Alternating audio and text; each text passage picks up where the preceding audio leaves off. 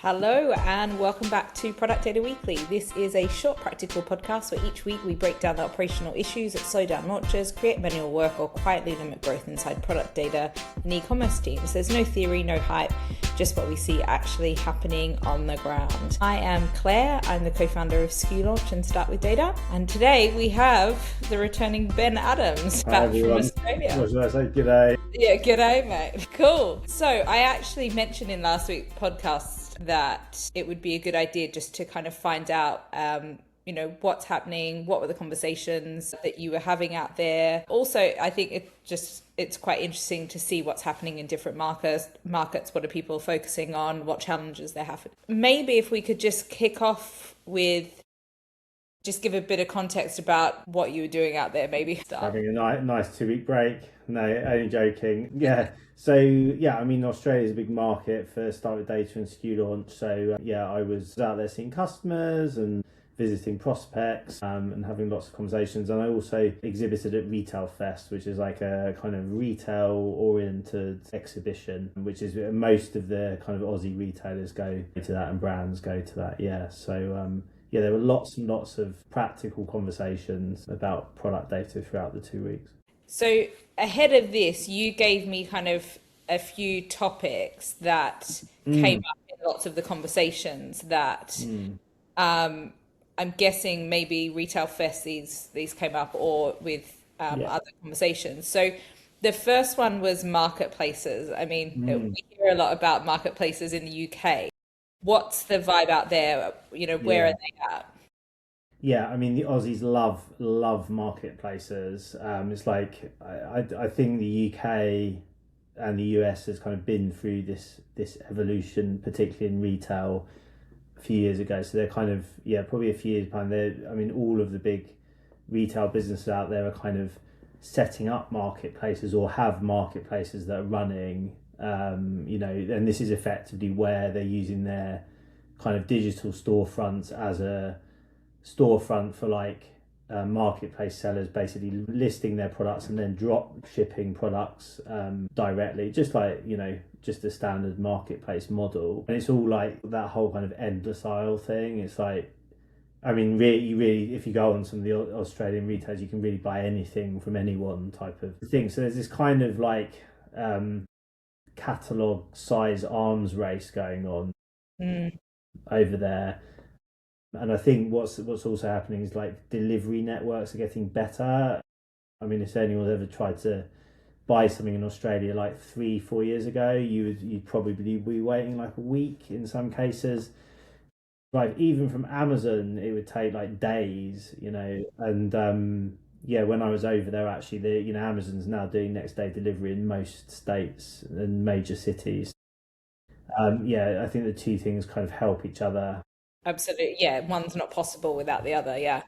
And so obviously this is a product data podcast. So from a product data lens, what's the main challenges with marketplaces for them? Yeah, I mean I actually had 2 or 3 meetings with retailers over there that were very centered around the onboarding and enrichment scaling problem that they're all suffering because effectively they can't introduce enough marketplace products into their ranges fast enough. Okay. The problem is when they go and onboard a lot of this data from sellers, data is either missed or that process doesn't work fast enough.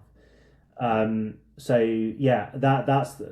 the main thing. It's how do you onboard sellers and their products as quickly as possible? And they're often using they use kind of large marketplace platforms over there. I think Miracle comes up a lot, which kind of has its there's challenges in terms of onboarding data at speed, and it's the validation process between the retailer and the seller, and are they bringing in the right attributes, have they completed their listings, all of that sort of stuff.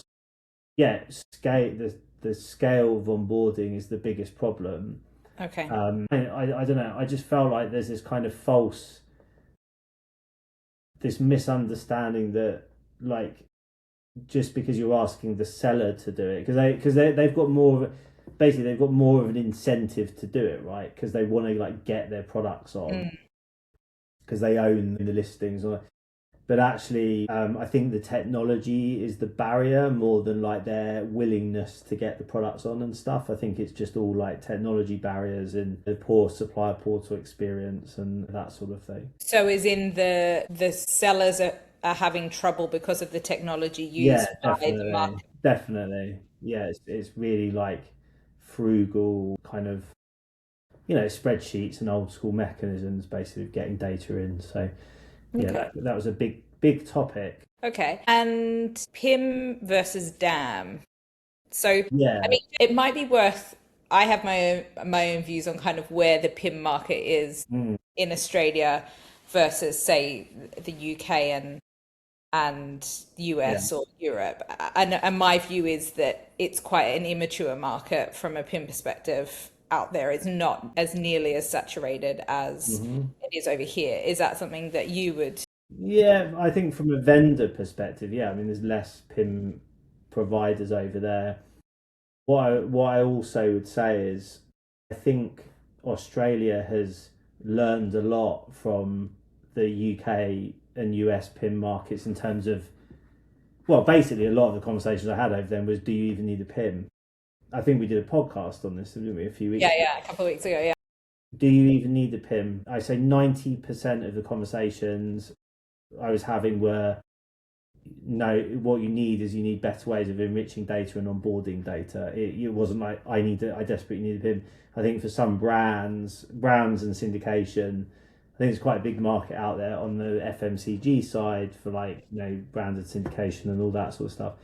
And the reason I kind of flagged PIM versus DAM is because a lot within those conversations about do you need a PIM or not, the digital asset conversation always comes up because like if you think about onboard, you're onboarding assets and data, right, from suppliers or from sellers, and it's that whole, how much of that transformation and onboarding process does a PIM or a solution that manages that onboarding process deliver. And it's just this whole, it's like acronym soup, isn't it? Again, standard. I mean, we've been talking about this for like 7 years, Yeah, haven't we? absolutely. We Yeah. wrote, I'm pretty sure there's an article on Start with Data from like 2019. Yeah, it was one of the first, and it's actually one of our highest ranked articles. Is Yeah, I think like a glossary of yeah, so that people can actually understand yeah, yeah, what they all are. I mean, I found it very yeah. useful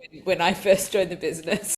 So I think like fundamentally, one thing is onboarding assets, right? If you just think about a master asset that you then use in all your downstream processes. So, you're going to take an asset, let's say you're onboarding data from a supplier, you're going to take an asset in its master form, and then you're going to enrich or prepare that asset for all of the different use cases you have downstream, whether that's, resizing the image, removing the background, converting the image format, all of those sorts of things. I don't know, like it's just PIMs. A lot of PIMs don't really do that. Like they just don't do those kind of advanced asset management transformation things. You definitely need a place to store your master assets and stuff. It's exactly the same. I think it's very similar to the whole kind of storing your data in a database versus enriching your data thing that we often talk about with PIM. It's the same concept, right? A dam is like the storage area, whereas the things we're talking about is like how you manipulate images, transform them. And the other thing that's quite interesting, so I had one conversation at Retail Fest with, it was a really cool business actually. They're Australia's leading bonsai specialists. Talk about niche. Yeah, and cornered the bonsai market. It was Oh, big. my dad would be happy. He loves a Yeah, bonsai. and basically the conversation was around like how they manage images and stuff. And a lot of the time, a lot of the products they have no like imagery given to them by a supplier, so they were actually like physically taking pictures in the warehouse of the products and then using Nano Banana and some other AI models to create the product records. I think there was another footwear business that were doing the same thing as well. yeah, it was just really there's loads of stuff you can do with assets, but Mm. basically just stop comparing acronyms. Yep. Is Yeah, yeah. or at least understand what acronym you're buying. I actually said to someone, another prospect yesterday. I said, he said, he actually said he was like, "Is SKU launch a PIM?" That's what he said, and I said, "A PIM is many things to many businesses." Which is I true. don't know. I don't know what. Do you know what I mean? It's like, Yeah. Yeah. what is a PIM? Yeah. Who cares really? What you're trying to do? That's what. Yeah. Anyway, Yeah. I don't really, I don't really know the point I was trying to make there. But what you're saying is that there is still confusion out there between the Yes. different acronyms and what Yeah. they actually I do. want And to get rid of these acronyms. Yeah. yeah, well, there you Don't go. eat that acronym soup. That's Yeah. what we need to do. And so you were just talking then about AI and some of those So yeah. people speaking AI. But yeah. What's the vibe in Australia? Are people like just jumping on any AI Marketing bandwagon? hype. Yeah. So I think everyone's over the we're just going to shove AI on our marketing, product marketing Yeah. literature. There were basically three categories of vendors at Retail Fest. There were vendors like SKU Launch that kind of were taking AI and are basically like integrating it into workflows for a very specific need. So obviously in our case it's product data operations, onboarding enrichment. There were then a lot of vendors there that basically just say they could build agentic workflows for you, Okay. custom built, agentic As in like workflows. whatever you need, we'll Yeah, build whatever you it. Kind need. of. Yeah, yeah. And then, to be fair, like there were a couple. I think there were some guys next to me that it was really interesting. It was like, yeah, you could probably use like Claude or something to do a lot of these things, but how do you like industrialize those processes and make sure that they're really like lean and reliable? So there were a lot of them. I think that it's kind of almost a lot of those sorts of businesses. Theirs was a product, but a lot of those businesses are more like just we're a kind of an agentic consultancy that can just build you workflows and things. So there was lots of them. And then the third bucket was basically like customer service agents. Yeah, which is a big Uh, AI. Yeah, so I think like one of the things I realize, I mean, product data is a very, very like easy to describe use case for the usage of AI. Like, I think everyone just understands it inherently because also a lot of it's linked to like natural language or structured attributes, which is kind of, you know, people understand. Loads of people doing stuff in house. A lot of Australian businesses are a lot smaller. They're still large catalogues, but they tend to be smaller, so they tend to do things like more frugally and in house and stuff. Yeah, and I mean, compared to the UK market, would you say that are they less or more scared of AI adoption? I think it's just like encroaching its way in Hmm. through models, Claude and ChatGPT and all that sort of stuff. Loads of businesses use Copilot. I spoke to lots of businesses that use Copilot to source product data and stuff. So I'd say it's just, but the main thing is I think we've moved on from the hype now, Yeah, people actually getting understand how they practical. can use it. Yeah, Yeah. I do Okay. think like a lot. I think a lot of AI startups are not going to go very far, given the rate of the speed at which like the frontier models are changing and all that sort of stuff. So yeah. And I mean, AI is often, I mean, one of the reasons why we created SKU Launch was so that businesses can scale their product data Mm, operation without hiring teams. I mm. mean, just as far as a lot of the businesses that you spoke to, do they have large product data teams, small product data teams? What's Small, the, okay, yeah. small So teams. it's like they're they're just you don't have like the same kind of huge. Basically there's less big companies in Australia with large catalogs, and actually a lot of the sweet spot for us is kind of Mid mid-size. retailers, distributors, with 10,000 plus SKUs or whatever. So yeah, they tend to have small teams. So I would say like those sorts of businesses really lean on automation and AI adoption more because they kind of don't have a choice. Yeah. They don't have a choice. Yeah, versus like, big multinational. It was interesting actually. I was talking to another prospect yesterday.